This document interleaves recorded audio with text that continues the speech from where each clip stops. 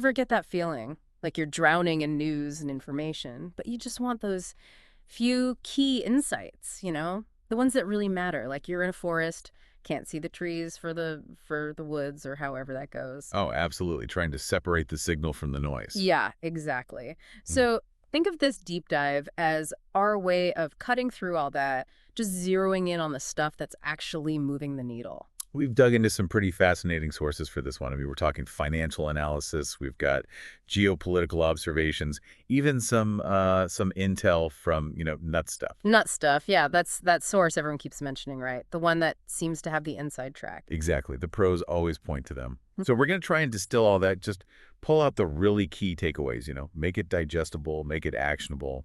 We're going to be covering a pretty wide range of topics here, a lot of interconnectivity.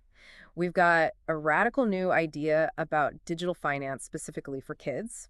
Then we're going to look at how blockchain is, well, frankly, forcing businesses to completely rethink how they operate. Definitely a game changer. Then we'll touch on some fascinating insights into different leadership styles, look at why some big companies are winning and others are, well, not. Some pretty stark contrast there. Oh, absolutely. Plus, we've got some compelling investment ideas, the ever-shifting world of global politics, and some economic strategies that could really shake things up. A lot to unpack. Ready to dive in. Let's do it. So first up, something called Digital Kiss. Right. This one's pretty interesting. It's the brainchild of a guy named George at Sycamore Gap. And the core concept is essentially creating a Bitcoin-based savings bond. Okay, a savings bond. Yeah, but for every child born in the UK, Uh, seeded right from the start. wow, right from birth. That's ambitious. So kind of like a modern digital version of those old child trust funds. Exactly. Spot on. But instead of traditional savings or investments, it's all Bitcoin. Interesting. So what's the thinking behind that? Why Bitcoin specifically? Well, the big vision here is to give, the next generation, to give them a stake in the decentralized digital economy right from day one. It's Yeah. about empowering them, Yeah. making them comfortable with this technology early on. Makes sense. I mean, the world is going digital, right? And Bitcoin and blockchain, well, that's a big part of that. Absolutely. And, we're seeing a lot of interesting developments in the blockchain space beyond just cryptocurrencies, beyond just Bitcoin. Oh, absolutely. I mean, it seems like blockchain is popping up everywhere these days. What are some of the things that are catching your eye? Well, one thing that's really fascinating is the rise of AI, artificial intelligence, but specifically how it's being used in tokenomics modeling. Tokenomics modeling. Yeah, basically it's studying the economics of cryptocurrencies and blockchain-based assets. The thing is, these models are becoming so complex, especially with the demand for near real-time auditable machine-to-machine payments. AI is stepping in to provide the precision that, frankly, traditional methods just can't keep up with. So AI is being used to model the economics of blockchain. That's kind of mind-blowing when you think about it. It is, isn't it? It's like this recursive loop. It is. So, okay, that's all very futuristic, but how does this impact, more traditional businesses, the ones that aren't necessarily in the crypto space? That's a great question. And here's the thing. As more real-world asset companies, RWAs, embrace blockchain, it's going to put a lot of pressure on traditional financial models. RWAs, for those who don't know, that's when you take something like a commodity or real estate and put it on the blockchain, right? Exactly. And, sectors like commodities, they're going to feel it the most. Think about it. Those old quarterly annual reporting cycles, they're going to seem like ancient history. Hmm. We're moving towards a world of live, transparent, verifiable value flows. Okay, so blockchain, it's not just a back-end tech upgrade, it's changing the whole game. 100%. It's forcing companies to be sharper, more granular in their thinking. It's like someone said, blockchain is, it's the pencil sharpener legacy businesses didn't know they needed. That's a great analogy. Love that. Okay, let's shift gears completely. Let's talk about leadership. We came across some really interesting observations about Elon Musk's work environment. Yeah, the description of his office it's pretty stark. Small, barely furnished, just a desk, a massive screen, and his phone. It's all about eliminating distractions, focusing on the task at hand. Laser focus. Right, and apparently it creates this really intense but inspiring energy within his team. It's like everyone there is just grinding, all pulling in the same direction, no ego involved. Makes you wonder if maybe we all need a little less clutter, both physically and mentally. On a completely different note, we also saw Howard Lutnick's take on Donald Trump. Oh, right. And what he said about Trump's resilience was really interesting. He said all the negativity directed at Trump, it doesn't seem to faze him. In fact, it's like it fuels him, makes him stronger, almost like a centrifuge, spins it all out. He just hurls it back. He's been doing that his whole career, hasn't he? Lutnick says it's a consistent pattern. Fascinating. Two very different approaches to leadership there. One about intense focus, the other about, well, about using external negativity as fuel. Okay, let's move on to the markets. We've got some companies doing well, others, well, not so much. Nike, for example. Things aren't looking too rosy there, are they? To put it mildly, the word on the street is that Nike's recent performance and their future outlook is, well, rubbish. Rubbish, huh? That's pretty blunt. It is. We're talking negative growth. Their gross margins are down, like way down. And the next quarter, well, they're expecting a big decline. Not good. What's the main issue there? China. Their performance in China is really hurting them. It's down significantly, and it's raising some big questions about the future of the Jordan brand. I mean, some are saying this is one of the weakest reports we've seen from a large cap company in a while. Yikes. Okay, let's look at a company that's doing a bit better, shall we? NanoCN. Tell us about that one. Right, NanoCN. The big investment thesis there is that, well, the world doesn't want to be reliant on a Chinese monopoly for battery tech and materials. Yeah. Right? And despite some negativity around clean tech stocks generally, NanoCN is holding strong. They've secured non-dilutive funding, which is always a good sign. Non-dilutive, so they're not giving up equity to raise capital. Exactly. And their potential goes way beyond just electric vehicles. Oh, right. Everyone's talking about EVs these days, but there's more to it than that. There is. Battery energy storage systems, BAS, that market is exploding too. And that's all going to need advanced battery materials. Plus, you've got the geopolitical angle, the US DoD, they can't buy Chinese, and you've got places like India who are looking for alternatives. Right. So even though clean tech has taken a bit of a hit lately, the long-term view for NanoCN is still pretty good. That's the general consensus. Most people are saying we'll see things really pick up in 2026, 2027. More clarity should emerge in the latter half of 2025. Okay, and what about the so-called killer point for NanoCN? What makes this investment so compelling? This is it. They can produce lithium iron phosphate cathodes, LFP cathodes, in the U.S. at the same cost as in China. We're talking $1.30 per kilogram. Okay, that's huge, because right now it's way more expensive to do that here, right? Way more. I mean, using the same Chinese process here, it costs over $5 a kilo. And the thing is, the cathode, that's like 30–40% of the total battery cost. So you see, Nano, they're the key. They're how non-Chinese car companies can compete in the EV market. In fact, one of the reports even said, get this, Nano is Maxay. Wow, that's definitely a memorable way to put it. Okay, moving on. Another interesting investment opportunity. This one involves QXO US and an entrepreneur named Brad Jacobs. For those who haven't heard of him, give us the rundown. Right, Brad Jacobs. Well, he's a serial entrepreneur, very successful. You probably know him from companies like United Rentals, URI, and XPO Logistics. Big player in transportation and logistics. So what's he up to with QXO? What's the angle? Building products, specifically building products distribution in the U.S. The sector's really fragmented, lots of small players. Okay, so what's the play here? Acquisitions. He's going after these smaller companies, a lot of them family-owned, mom-and-pop type operations.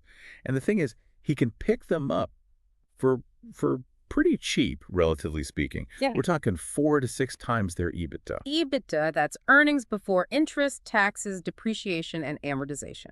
Right. But the larger platform companies in the same sector, they trade at like 12 to 14 times EBITDA.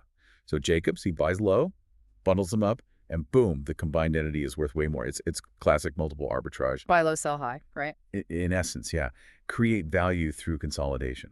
Okay, so what kind of returns are we talking about here? What's the potential upside? Well, their management is targeting $50 billion in revenue by 2034. If they hit that, that could be a five-bagger, 5 times your investment within a decade. Some even think they can hit $60 billion with higher margins, higher multiple. And that could be an 11-bagger. Wow, 11-bagger. That's life-changing money. But there's got to be some risk here, right? I mean, nothing's guaranteed. Of course. The biggest question mark is Brad Jacobs himself. I mean, the guy's already made a fortune. Does he still have that fire, that hunger to build another giant? That's what people are wondering. Right. He's not exactly scrappy anymore. Exactly. Plus, QXO, they're sitting at about a $5 billion market cap. But get this, there are literally no analysts covering them yet. No analysts. That's kind of strange, isn't it? Very. Yeah. Definitely something to keep an eye on. Okay, let's zoom out again. Let's talk geopolitics. What's happening on the world stage that we need to be aware of?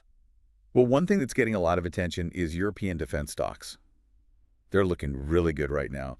And a lot of that has to do with Germany. Germany. Yeah, they've basically committed to virtually unlimited spending on defense. Plus, they're pouring money into Ukraine. I mean, we're talking up to €1 trillion in debt. Wow, 1 trillion. It's a game changer for European defense. That level of investment, it's going to have a huge ripple effect. Okay, that's a major development. What else are we seeing out there? Some interesting shifts in allegiances and relationships. For example, Algeria. They just banned all French aid.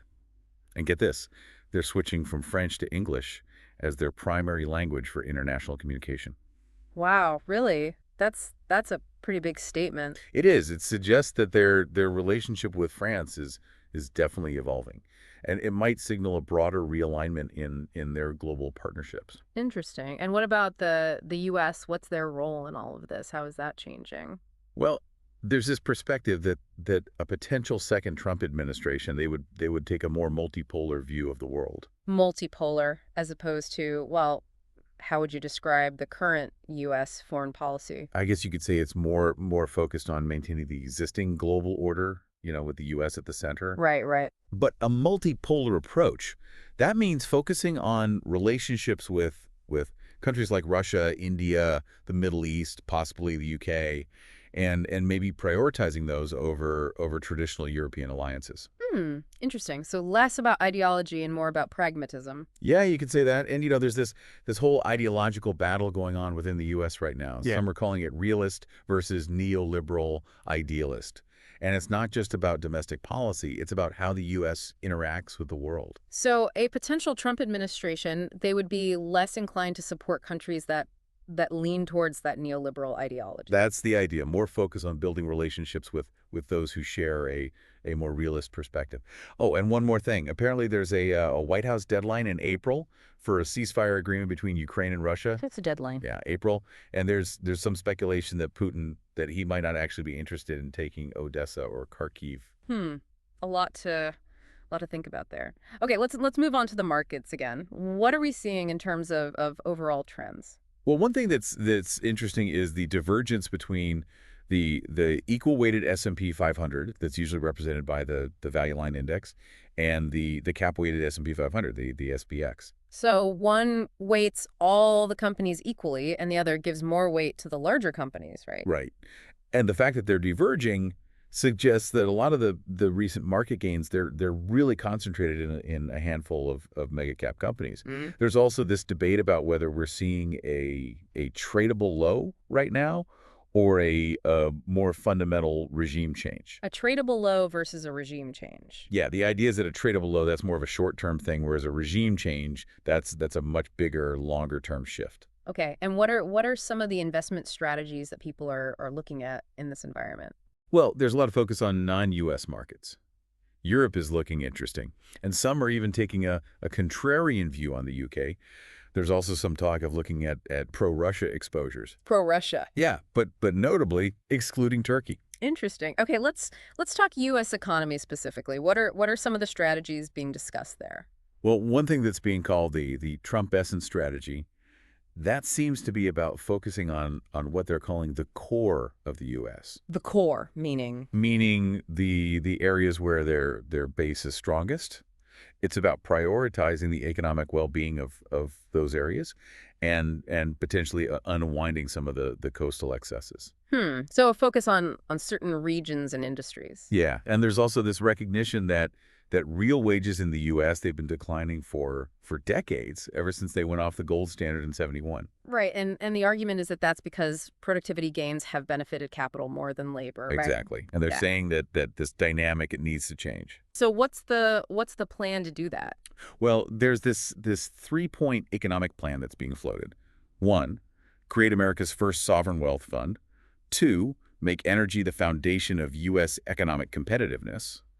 And 3, deleverage government and re-leverage the private sector. Hmm.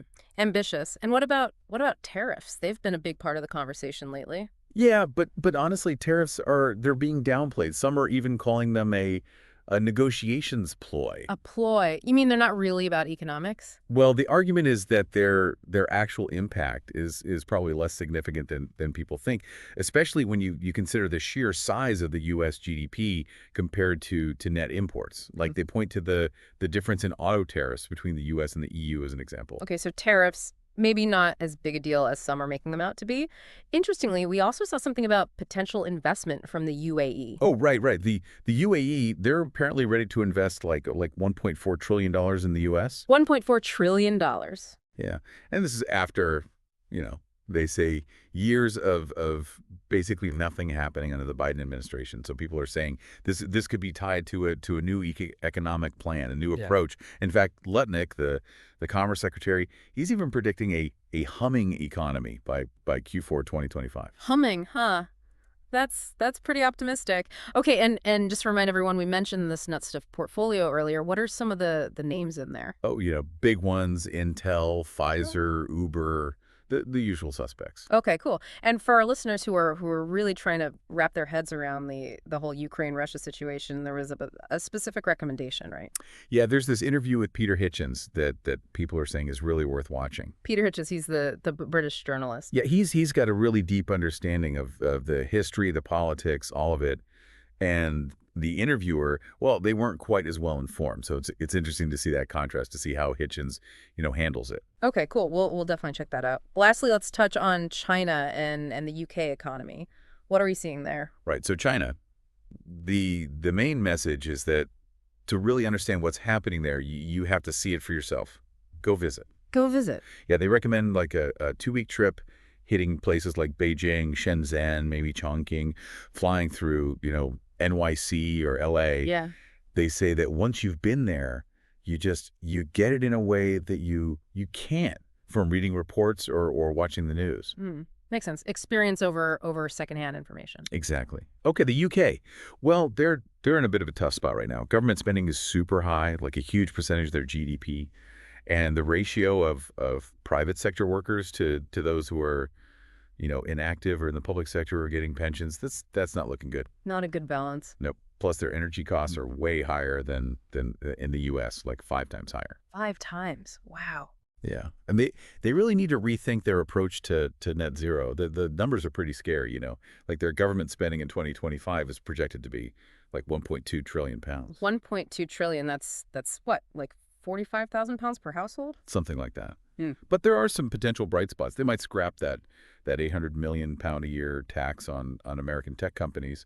And they're talking about re-energizing London and the Southeast, making them global hubs again. Right, because London's always been a major financial center. Exactly. And in terms of investments, they're looking at this unloved UK-listed energy basket, basically betting on a rebound in that sector. Okay, so some challenges, but also some opportunities in the UK. Man, we've covered a lot of ground in this deep dive. We've gone from digital finance for babies to global power struggles to economic strategies. It's a lot, isn't it? But it really highlights how interconnected all these things are. It does. So here's a question for you and for our listeners. Think about this. We've got this potential future where kids are growing up with digital wallets, with Bitcoin, and at the same time, the global power structure is shifting. Old alliances are breaking down, new ones are forming. What do you think? What kind of opportunities or maybe even threats do you see emerging in the next 10 years? That's a great question, a really thought-provoking one. It forces you to connect the dots, to see how these trends might intersect and what that might mean for the world. Definitely. I mean, understanding these interconnected themes, that's going to be key to navigating the future. Absolutely. So to all our listeners out there, take these insights, let them percolate. Think about what they mean for you, for your understanding of the world, for the decisions you make. The world is constantly changing, so stay curious, keep exploring. Great advice. And thanks for joining us for this deep dive. We'll catch you next time. Disclaimer. North Breach Limited, Nutstuff trading name, is an appointed representative of Messels Limited, which is authorized and regulated by the Financial Conduct Authority. Nutstuff has made every reasonable effort to ensure the information provided in this communication is correct. But Nutstuff makes no representation nor any warranty as to whether the information is accurate, complete, or up to date. To the extent permitted by law, Nutstuff accepts no responsibility for any errors or misstatements, negligent or otherwise.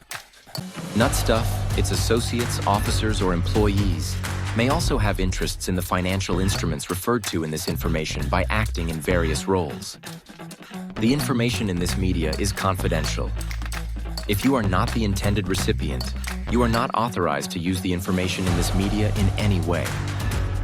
Nutstuff does not guarantee the integrity of any media or attached files. The view or opinions expressed are the author's own and may not reflect the view or opinions of Nutstuff. Electronic communications carried within the Nutstuff system may be monitored.